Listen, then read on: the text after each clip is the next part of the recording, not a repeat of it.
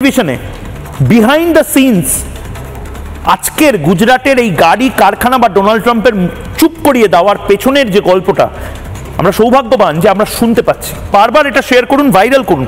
कहा है कि जापानी लोगों का एक नेचर है कि उनको अपना जो कल्चरल इकोसिस्टम है वो उनकी पहली प्राथमिकता होता है, उसमें जापानी फूड चाहिए।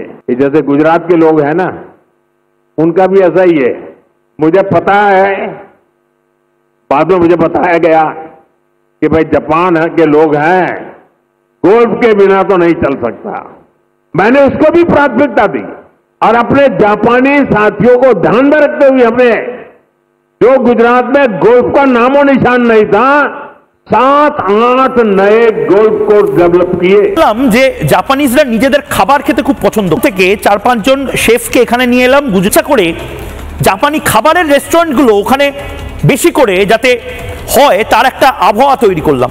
জাপানিজ ইন্ডাস্ট্রিয়ালিস্টরা যদি গুজরাটে আসে গলফ খেলে, সেই গলফ খেলার সময় আমি 2 মিনিটের জন্য তাদেরকে বলবো ভাই গুজরাটে ইনভেস্টটা করো।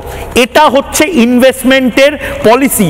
কখন কিভাবে বাংলাতে ইনভেস্টমেন্টটা আসবে আপনি বলুন তো? বাংলার মুখ্যমন্ত্রী শুধু বলে দেন যে কাশফুলের বালিশ বানাতে, হয় না এরকম ভাবে।